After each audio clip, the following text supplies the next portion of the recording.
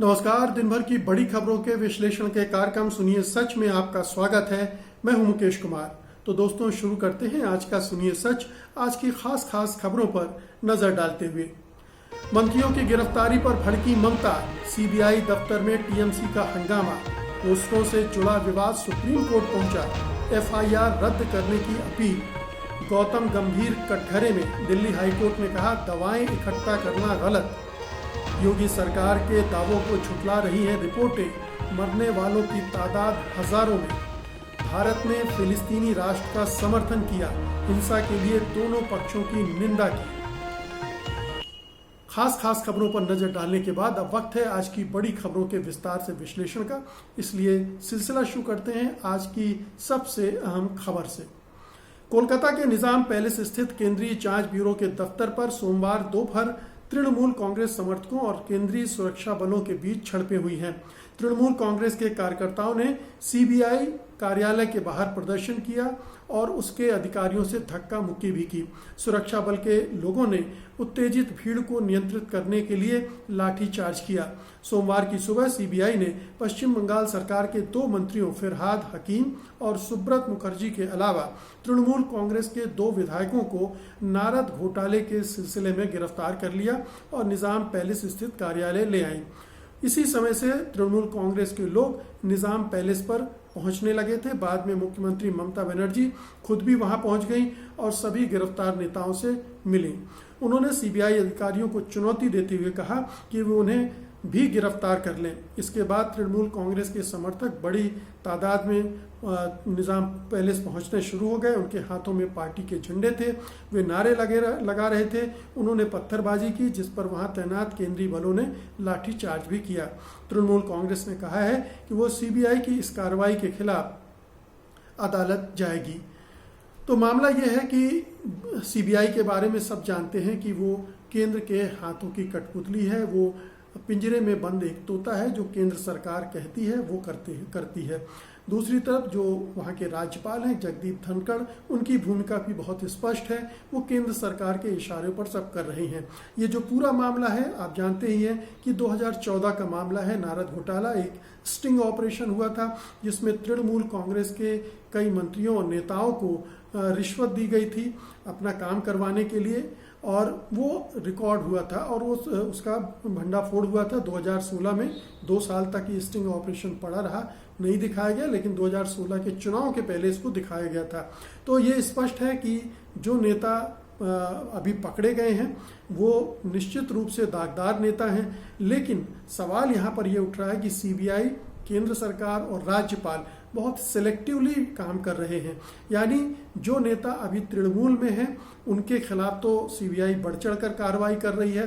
राज्यपाल ने उनके खिलाफ तुरंत मुकदमा दर्ज करने के लिए निर्देश भी दे दिए, मंजूरी भी दे दी। लेकिन जो नेता टीएमसी से बीजेपी में चले गए, जिसमें मुकुल राय, शुभेंदु अधिकारी जैसे नेता शामिल हैं, उनके खिलाफ अभी तक न तो केंद्र सरकार मतलब लोकसभा अध्यक्ष जो ओम बिरला हैं, वो उनकी फाइल पर बैठे हुए हैं, उनको मंजूरी नहीं दे रहे हैं। तो स्पष्ट है कि सेलेक्टिवली काम कर रहे हैं। नहीं तो उनकी भी गिरफ्तारी होनी चाहिए थी, उनको भी पूछा जाना चाहिए था। लेकिन पूरी सरकार, केंद्र सरकार, बीजेपी और राज्यपाल और सीबीआई, उनकी एजेंसियां हैं, उनका इस्तेमाल किया जा रहा है पश्चिम बंगाल सरकार को डिस्टेबलाइज करने का। भ्रष्टाचार के मामले में कोई समझौता नहीं हो सकता है, न किया जाना चाहिए, लेकिन एक पक्षपातपूर्ण कार्रवाई स्वीकार नहीं हो सकती है। आप देखिए कि असम में भी यही हुआ है। हेमंत बिश्व शर्मा भी शारदा घोटाले में फंसे थे, वो एक और घोटाले में फंसे हुए थे और खुद बीजेपी ने उनके खिलाफ बुकलेट जारी की थी, उनके खिलाफ कार्रवाई करने की घोषणा की थी। लेकिन जब हेमंत बिश्व शर्मा पाला बदल कर आ गए तो वो बीजेपी में शामिल हो गए और पाक साफ हो गए। उसके बाद उनके खिलाफ एक भी कार्रवाई नहीं हुई और अब तो उनको वहाँ का मुख्यमंत्री भी बना दिया गया है। तो सवाल ये है कि अगर भ्रष्टाचार के खिलाफ आप सीबीआई काम कर रही है, केंद्र सरकार काम कर रही है, तो अपनी पार्टी के नेताओं पर भी जो दाग लगे हैं, जो आरोप लगे हैं, उनकी भी जांच होनी चाहिए, उनके खिलाफ भी कार्रवाई होनी चाहिए। लेकिन ऐसा होता नहीं दिख रहा है, और ये आज नहीं बहुत पहले से मुकुल राय तो काफ़ी पहले बीजेपी में चले गए थे और तब से उनके खिलाफ कोई कार्रवाई नहीं की गई। शुभेंदु अधिकारी के खिलाफ कोई कार्रवाई नहीं की गई। तो स्पष्ट रूप से लग रहा है कि ये दुर्भावना से प्रेरित होकर सीबीआई काम कर रही है और केंद्र सरकार का अपना एक एजेंडा है। पश्चिम बंगाल सरकार को अस्थिर करना है, ममता बनर्जी की छवि खराब करनी है कि कहीं वो 2024 में राष्ट्रीय नेता के रूप में उभर कर उनको चुनौती न देने लगे। तो अभी से उनको कमज़ोर किया जाना है, उनकी छवि को नष्ट भ्रष्ट करना है और वो विपक्षी एकता के वो स्तर पर काम भी न करें, इससे भी रोकना है। तो एक ये पूरा राजनीतिक अभियान है, एजेंडे के तहत हो रहा है और इसको इस रूप में देखना चाहिए। तृणमूल कांग्रेस भी शायद इसको राजनीतिक लड़ाई के रूप में ही ले रही, तभी ममता बनर्जी निज़ाम पैलेस पहुंच गई, सीबीआई के दफ्तर में पहुंच गई, कार्यकर्ता भी आ गए, प्रदर्शन भी कर दिए। तो एक संदेश ममता बनर्जी ने भी दे दिया है केंद्र सरकार को कि वो उनको हल्के में न ले, वो भी जहां तक लड़ाई लड़ी जाएगी वहां तक लड़ने के लिए तैयार है। लेकिन अभी केंद्र सरकार चूंकि उसके पास सारी एजेंसियां हैं, तो वो और आगे जाकर दूसरे मामलों में भी नेताओं को पकड़ने की कोशिश करेगी। जैसे आपने देखा दिल्ली में किया था, आम आदमी पार्टी के नेताओं पर झूठे मुकदमे कर करके उनको परेशान किया गया, उनको अंदर किया गया और बाद में सब बेदाग साबित हुए। तो ऐसा खेल अगर पश्चिम बंगाल में भी बीजेपी और मोदी सरकार खेल रही हो तो कोई आश्चर्य नहीं, बल्कि यही एकमात्र सच्चाई है। अगली खबर लेते हैं। वैक्सीन नीति पर प्रधानमंत्री मोदी से सवाल पूछने वाले पोस्टर का मामला अब सुप्रीम कोर्ट में पहुंच गया है। इन पोस्टरों को चिपकाने वालों के खिलाफ दर्ज की गई दिल्ली पुलिस की एफआईआर को रद्द करने के लिए सुप्रीम कोर्ट में याचिका लगाई गई है। इसमें अदालत से अपील की गई है कि अभिव्यक्ति की आज़ादी की रक्षा करते हुए एफआईआर रद्द की जाए। पोस्टर के मामले में दिल्ली पुलिस द्वारा एफआईआर दर्ज किए जाने और आरोपियों की गिरफ्तारी के बाद इस मामले ने तूल पकड़ लिया है। सोशल मीडिया पर लोगों ने सवाल पूछे हैं कि क्या नीतियों के लिए सरकार की आलोचना करना, उनसे सवाल करना भी गुनाह है। इसके बाद सोशल मीडिया पर मुझे भी गिरफ्तार करो अभियान चला। जिस पोस्टर को लेकर इतना हंगामा मचा है उस पर लिखा गया था, मोदी जी हमारे बच्चों की वैक्सीन विदेश क्यों भेज दिया। कोरोना के मुद्दे पर प्रधानमंत्री नरेंद्र मोदी के खिलाफ राजधानी में पोस्टर लगाने के आरोप में कम से कम 24 लोगों को गिरफ्तार किया जा चुका है। सुप्रीम कोर्ट में मामला पहुंचने से पहले ट्विटर पर लोगों ने इस पोस्टर के समर्थन में अभियान चलाया है। इसमें राहुल गांधी और प्रियंका गांधी जैसे नेताओं से लेकर तृणमूल कांग्रेस की नेता महुआ मोइत्रा तक शामिल हैं। पोस्टर चिपकाने वालों में कार्रवाई के बाद राहुल गांधी ने ट्वीट किया था, मुझे भी गिरफ्तार करो। पोस्टर लगवाने के पीछे आम आदमी पार्टी के पार्षद का हाथ बताया जा रहा है और पुलिस उसकी खोज भी कर रही है, मगर आप नेताओं ने भी पोस्टर का समर्थन किया है। तो सबसे पहली बात तो ये है कि दिल्ली पुलिस केंद्रीय गृह मंत्रालय के अंडर आती है, उनके तहत आती है, मातहत आती है। तो दिल्ली पुलिस जो भी कर रही है जाहिर है कि गृह मंत्रालय के निर्देशों पर कर रही है, क्योंकि दिल्ली पुलिस के किसी एक जिले ने नहीं 4-5 डिवीजन से ये कार्रवाई हुई है। तो ये मान लीजिए कि ये सरकार ने की है। पहली बात तो बिल्कुल साफ है। दूसरी बात, ये पोस्टर में ऐसा कुछ भी नहीं था जिसको आपत्तिजनक कहा जाए। राजनीति में ये राजनीतिक गतिविधियों का हिस्सा होता है पोस्टरबाजी, और इस पोस्टर पर इतना बवाल करना ये साफ जाहिर कर रहा है कि इस सरकार को या तो अंदर से बहुत डरी हुई है या फिर ये एक आतंक का माहौल बनाना चाहती है जिसमें लोग सवाल ना पूछें, सरकार की आलोचना ना करें। तो ये है। लेकिन देखिए, दुर्भाग्य देखिए कि सरकार का कि जो जितना उन्होंने इसको समेटने की कोशिश की, पोस्टर वगैरह जब्त करके कार्रवाई करके, उससे ज़्यादा ये मामला फैल गया है। सोशल मीडिया पर तमाम देश भर में लोग इस पोस्टर को अपने वॉल पर लगा रहे हैं और कह रहे हैं मुझे भी गिरफ्तार करो। तो एक ये आंदोलन जैसा बना दिया। एक छोटी सी घटना जो अपने आप वहीं खत्म हो जाती, एक बड़ी घटना के रूप में उसने आकार ले लिया और सरकार को इससे ज़्यादा नुकसान हुआ। तीसरी बात, अब सुप्रीम कोर्ट में मामला है और जाहिर है कि अब वहाँ पर ये सवाल उठेंगे ही, ये बात होगी ही कि ये अभिव्यक्ति की स्वतंत्रता का मामला है, इस पर सरकार अंकुश लगा रही है और गलत है। और अगर सुप्रीम कोर्ट ने इसको गलत ठहरा दिया, जिसकी की बहुत सारी संभावनाएं हैं, तो ये और किरकिरी होगी केंद्र सरकार की। लेकिन ये सारी एक चीज़ को ध्वनित कर रही हैं, और वो ये कि पूरे देश में जिस तरह का आतंक का माहौल पैदा किया गया है, ऐसा लगता है कि हम एक आपातकाल में रह रहे हैं, कि इमरजेंसी में रह रहे हैं, बस उसकी घोषणा नहीं की गई है।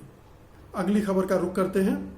दिल्ली हाईकोर्ट ने कहा है कि दवाइयों को जमा करने का काम राजनेताओं का नहीं है। कोर्ट ने मददगार नेताओं की पुलिस की अस्पष्ट और ढीली जांच पड़ताल के लिए भी खिंचाई की है। कोर्ट ने कहा है कि आपको कारों की ठीक ढंग से जांच करनी होगी।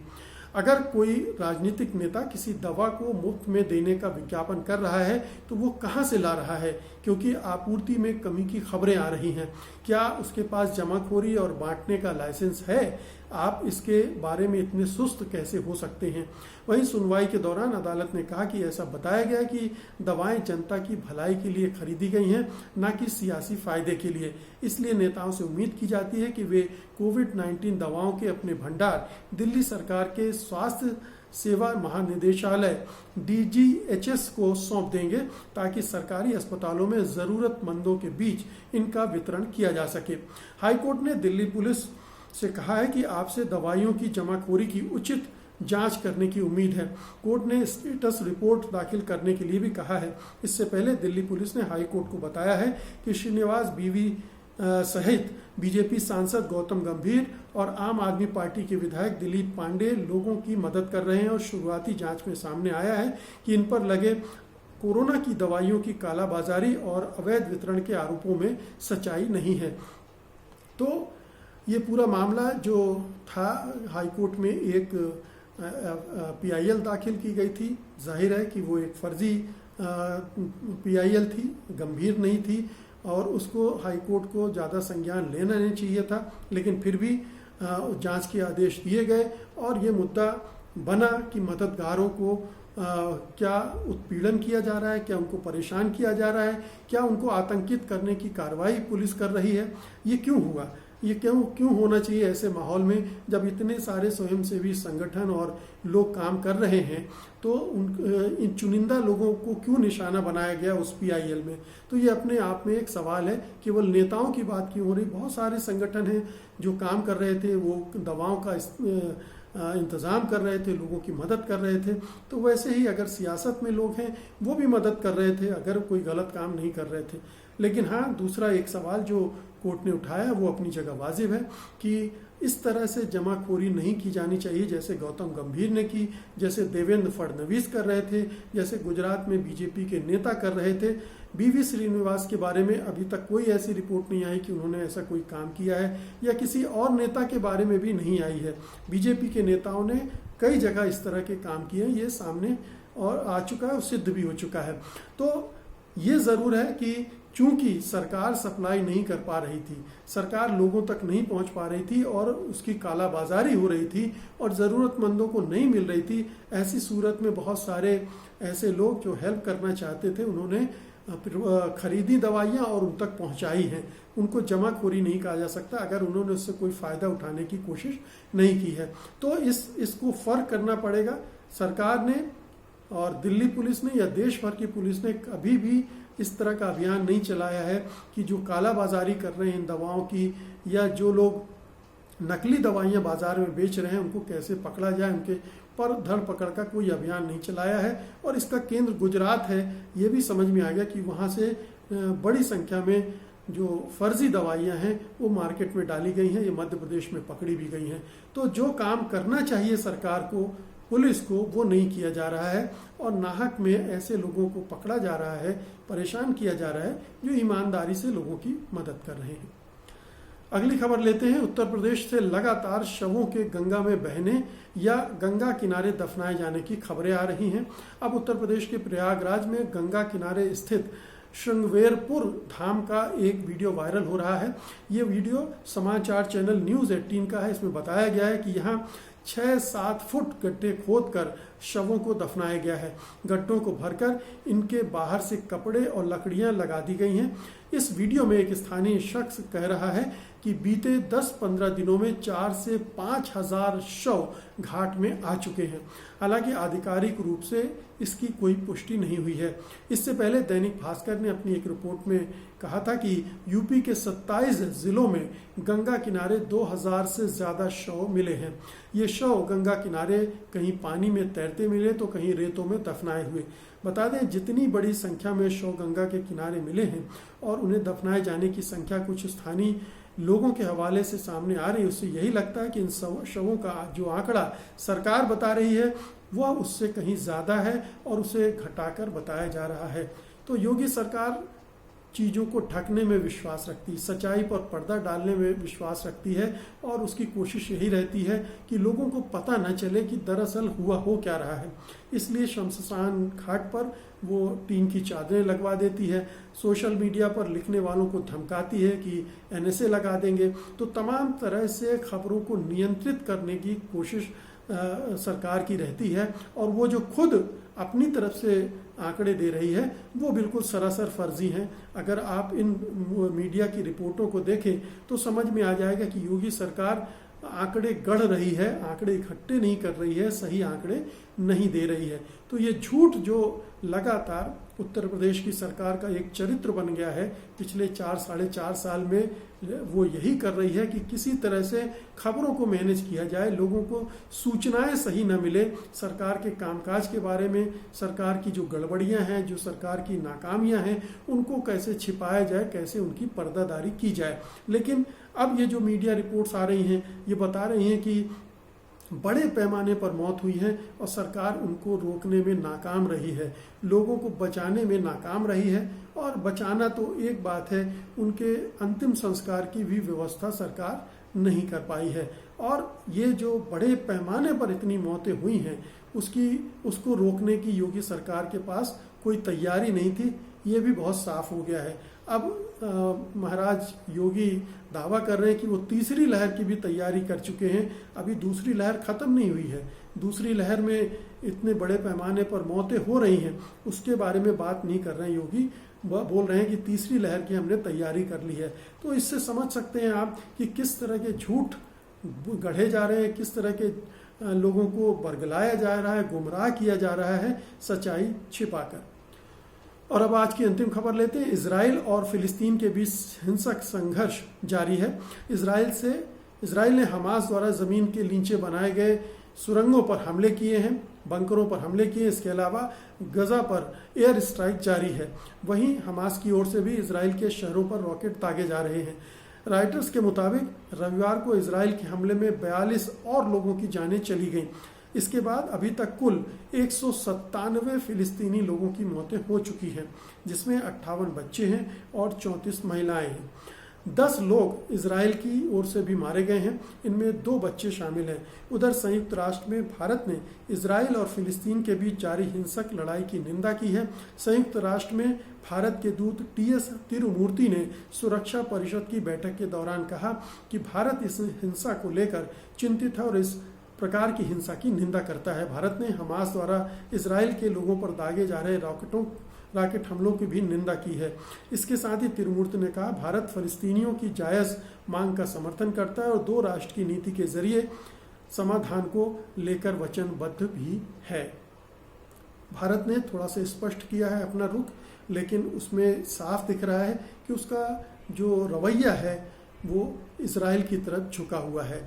वचनबद्धता की कोई बात ही नहीं है। ये तो संयुक्त राष्ट्र का प्रस्ताव है 2 राष्ट्रों का और उसको बनाया ही जाना चाहिए। इसका विरोध इजराइल भी नहीं कर रहा है, वो भी बात बोलने के लिए ये स्वीकार करता है कि हाँ फिलिस्तीनी राष्ट्र बनेगा, लेकिन कार्रवाई नहीं कर रहा है। तो और फिर ये निंदा जो दोनों पक्षों की गई है, इसमें भी स्पष्ट है कि भारत हमास की निंदा पर ज़्यादा जोर दे रहा है। इजराइल जिस पैमाने पर हमले कर रहा है उसकी जितनी निंदा होनी चाहिए वो नहीं कर रहा है, क्योंकि उसके हमलों में 200 से लोग ज़्यादा मारे जा चुके हैं और हमास के हमलों में केवल 10 लोग मारे गए हैं। तो ये एक देश पर फिलिस्तीनियों पर पूरे इजराइल का हमला है और ये युद्ध अपराध से कम नहीं है।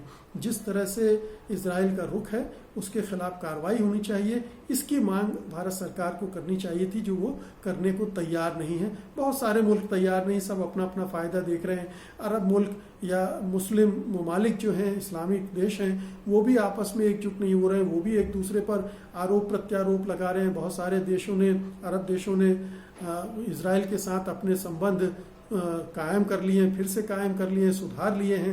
अब वो इजराइल के खिलाफ बोलने से हिचक रहे हैं, जबकि तुर्की, ईरान जैसे देश हैं जो कि इजराइल के खिलाफ मुखर होकर बोल रहे हैं, क्योंकि उन्हें अपनी आंतरिक राजनीति है और वो इजराइल विरोधी राजनीति को इस्तेमाल भी करते रहे। तो बहुत सारे सवाल हैं इसको लेकर, लेकिन मुख्य बात यह है कि जो अंतर्राष्ट्रीय बिरादरी है वो इजराइल पर अंकुश नहीं लगा पा रही है। इजराइल एक आतंकवादी देश के रूप में प्रकट हुआ है, प्रकट हुए ही नहीं हुआ बल्कि लंबे समय से इसी तरह से काम बिहेव करता रहा है और अंतर्राष्ट्रीय बिरादरी उसको अंकुश लगाने में नाकाम रही है। इस बार भी यही होते दिख रहा है।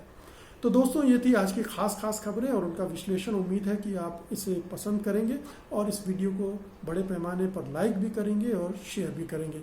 अब मुझे अनुमति दीजिए, कल मैं फिर हाजिर होता हूँ कल की खास खबरों के साथ, उनके विश्लेषण के लिए। तब तक के लिए नमस्कार, जय हिंद। सत्य हिंदी का ऐप डाउनलोड करें गूगल प्ले स्टोर पर।